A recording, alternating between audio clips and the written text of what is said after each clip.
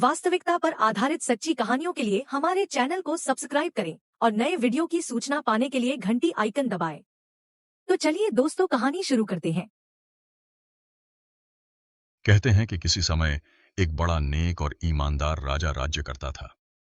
उसके राज्य में ऊंचे ऊंचे पहाड़, घने जंगल, हरे भरे बगीचे, कल कल करती नदियां और सुंदर सुंदर पशु पक्षी थे। राजा अपनी प्रजा का बहुत ध्यान रखता था, अतः उसकी प्रजा बहुत सुखी थी। उसके राज्य में किसी चीज की कमी नहीं थी। राजा का परिवार बहुत छोटा था, एक रानी और एक राजकुमारी। राजा के कोई बेटा नहीं था, अतः रानी और राज्य के महामंत्री, सेनापति, राजगुरु आदि ने राजा को सुझाव दिया कि वह दूसरा विवाह कर ले, किंतु राजा ने उनकी बात नहीं मानी। राजा रानी को बहुत प्यार करता था और किसी भी कीमत पर दूसरा विवाह करना नहीं चाहता था।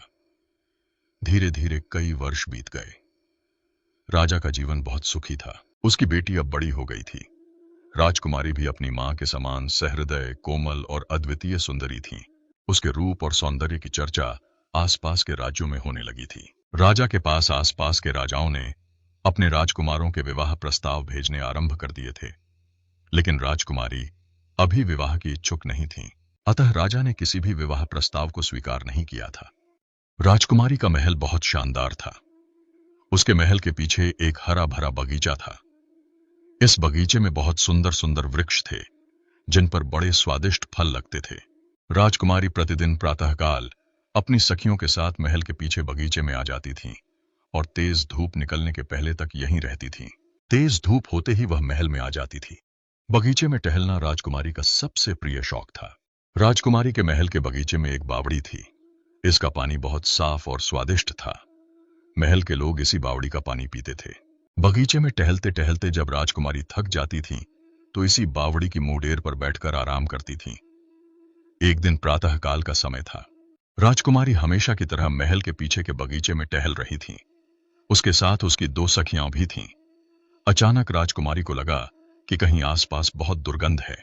उसने अपनी सखियों से दुर्गंध आने की बात कही और बावड़ी की मुंडेर पर आकर बैठ गई। मुंडेर पर बैठते ही राजकुमारी की तबीयत और खराब हो गई और वह अचेत हो गई। राजकुमारी के अचेत होते ही दोनों सखियां घबरा गईं। उन्होंने किसी तरह राजकुमारी को संभाला और उसे उठाकर महल के भीतर ले आईं। राजकुमारी की एक सेविका ने राजकुमारी के अचेत होने की खबर राजा को दी। राजा उस समय दरबार में था। उसे जैसे ही राजकुमारी के अचेत होने का समाचार मिला, तो वह राजवैद्य को लेकर राजकुमारी के महल में आ गया। राजवैद्य ने राजकुमारी का परीक्षण किया। उसकी समझ में बस इतना आया कि राजकुमारी की बेहोशी का कारण कोई दुर्गंध है। राजकुमारी की सखियों ने भी राजा के सामने राजवैद्य को बताया कि राजकुमारी ने अचेत होने से पहले दुर्गंध की शिकायत की थी। राजा ने यह बात मालूम होते ही अपने कई सैनिकों को बुलाया और उन्हें दुर्गंध का कारण मालूम करने के लिए राजकुमारी के बगीचे में भेजा। सैनिकों ने बगीचे का चप्पा चप्पा छान मारा, लेकिन उन्हें कुछ भी नहीं मिला। अचानक एक सैनिक की दृष्टि मरे हुए एक मोटे तगड़े अधखाए चूहे पर पड़ी। इस चूहे से हल्की हल्की दुर्गंध भी आ रही थी। संभवतः रात को बिल्ली अथवा कोई पक्षी चूहा ले आया होगा और आधा खाकर राजकुमारी के बगीचे में छोड़ गया होगा। सेवकों ने तुरंत जाकर राजा को खबर दी। राजा ने शहर के बाहर चूहे को जलाकर जमीन में गाड़ने का हुक्म दिया और राजकुमारी के सिर पर स्नेह से हाथ फेरने लगे। दोपहर हो चुकी थी और राजकुमारी अभी तक अचेत थी। धीरे धीरे एक सप्ताह हो गया। राजकुमारी को अभी तक होश नहीं आया था। राजवैद्य उसे तरह तरह की औषधियां दे रहे थे, लेकिन उस पर किसी भी औषधि का कोई प्रभाव नहीं पड़ा था। राजा रानी और राज्य के सभी लोग बहुत दुखी थे और राजकुमारी के शीघ्र होश में आने के लिए ईश्वर से प्रार्थना कर रहे थे। इसी तरह एक सप्ताह और बीत गया, लेकिन राजकुमारी को होश नहीं आया।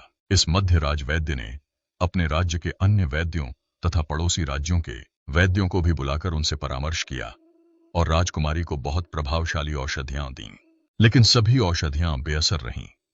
राजा और रानी 2 सप्ताह से राजकुमारी के पास ही बैठे हुए थे। उनसे राजकुमारी की हालत देखी नहीं जा रही थी। राजकुमारी बिना कुछ खाए पिए 2 सप्ताह से अचेत पड़ी थी। राजवैद्य और उसके साथी वैद्यों की औषधियों को बेअसर होता देखकर राजा रानी की चिंता बढ़ती जा रही थी। उनकी समझ में नहीं आ रहा था कि क्या करें और क्या न करें। इसी तरह 1 महीना बीत गया। राजकुमारी अभी भी अचेत थी। उसका सुंदर गुलाबी चेहरा पीला पड़ गया था, एवं आंखों के चारों ओर कालिमा सी छा गई थी। राजा रानी, राजवैद्य और उसके साथी वैद्य सभी हिम्मत हार चुके थे। अब सभी को केवल ईश्वर का सहारा रह गया था। एक विशाल कक्ष के मध्य पड़े पलंग पर राजकुमारी निर्जीव सी पड़ी थी। उसके पास रानी और राजा बैठे थे।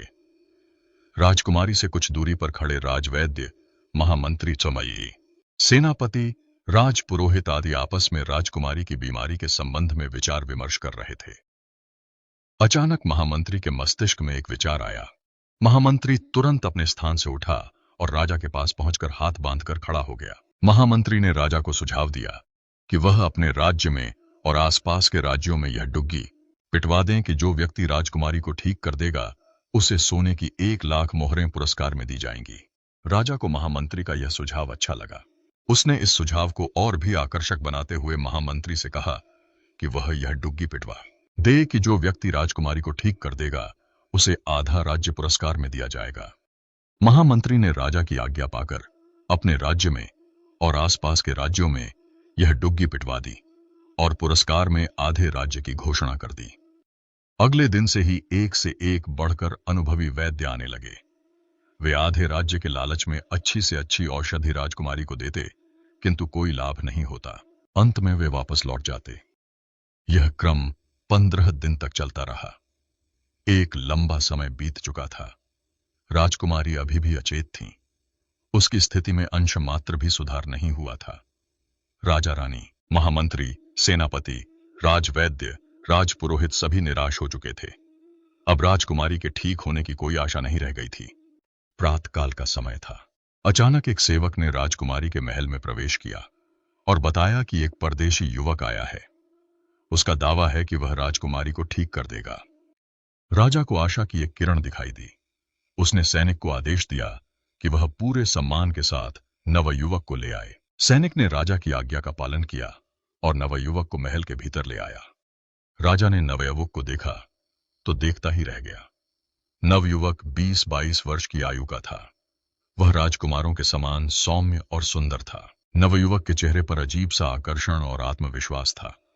राजा के साथ ही राजा के आसपास के लोग भी नवयुवक को बड़े ध्यान से देख रहे थे। नवयुवक ने सर्वप्रथम राजा और रानी का अभिवादन किया और इसके बाद उनसे पूरी बात बताने को कहा। राजा के स्थान पर राजकुमारी की सहेली ने नवयुवक को राजकुमारी के महल के बगीचे में घूमने और दुर्गंध आने से लेकर अचेत होने तक की कहानी सुना दी।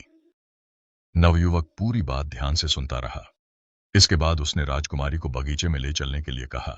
राजा ने नवयुवक से कुछ नहीं कहा। उसने राजकुमारी की सेविकाओं को आदेश दिया कि बगीचे में राजकुमारी के लिए आरामदायक बिस्तर लगाया जाए और फिर राजकुमारी को बगीचे में पहुंचाया जाए। राजा की आज्ञा का तुरंत पालन हुआ और बगीचे में शानदार बिस्तर लगा दिया गया। इसके बाद 4 सेविकाओं ने राजकुमारी को उठाकर बगीचे में पहुंचा दिया। नवयुवक ने राजकुमारी का बिस्तर एक वृक्ष के नीचे लगवाया था। बसंत के दिन थे। प्रातःकाल की हल्की हल्की धूप बहुत अच्छी लग रही थी।